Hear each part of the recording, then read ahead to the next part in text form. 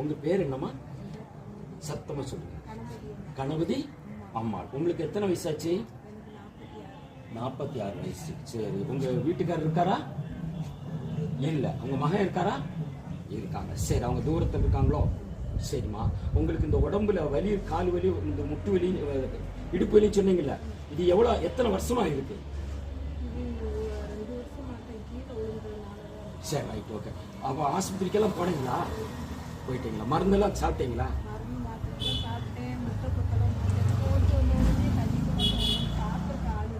சரி, நம்ம கேட்டு மட்டும் சொல்லுங்க. சரி, அப்போ வலி இருக்கும். அப்போ சாதாரணமா எப்பயுமே அந்த வலி இருந்துகிட்டே இருந்துச்சு, அந்த தண்ணி தூக்குறது மட்டும் இருக்குமா? எப்பயுமே இருக்கும்.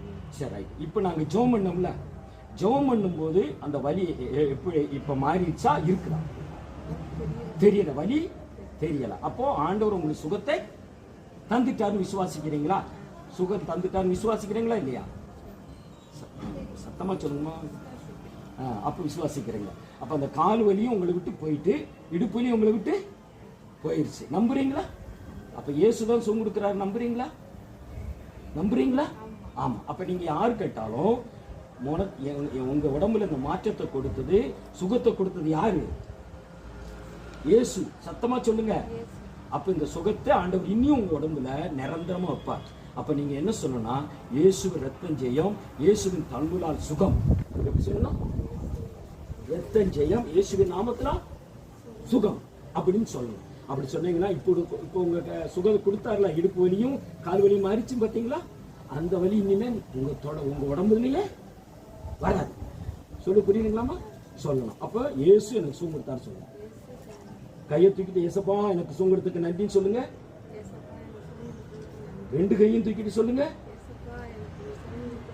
அப்படியே நடந்து காமிங்க. இயேசுவே எனக்கு சுகம் கொடுத்ததுக்கு நன்றி சொல்லுங்க.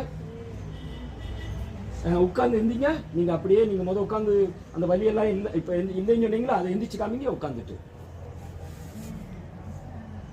இயேசுவின் நாமத்தால் இரத்தத்தால் இஷா தூடுக்கு நினைக்கலாகவா, இஷா தூடுக்கு நினைக்கலாகவா, இரத்தத்தின் வல்லமை எந்திங்க. உங்களுக்கு ஸ்தோத்திரம் ஸ்தோத்திரம் ஸ்தோத்திரம். இரத்தத்தால் நல்லா இருக்குல்லம்மா? இயேசு நல்லவன். இப்ப நல்லா இருக்குன்னு நீங்க சொல்றீங்க, அது இயேசுதான் சுகம் கொடுத்தார். அந்த வலி உங்களை விட்டு போயிருச்சு. ஆமென். கர்த்தர் உங்களை ஆசீர்வதிப்பார். ஆண்டவரே, இந்த தாயாரை நாங்கள் பிதா குமாரன் பரிசுத்த நாமத்தை முத்திரிட்டு ஆசீர்வதிக்கிறோம். நீர் கொடுத்த விடுதலைக்கும் சுகத்துக்கும் ஆசீர்வாதத்துக்காக நன்றி செலுத்துகிறோம். இயேசுவின் நாமத்தினால் அன்றைய அற்புதம் செய்ததற்காக நன்றி.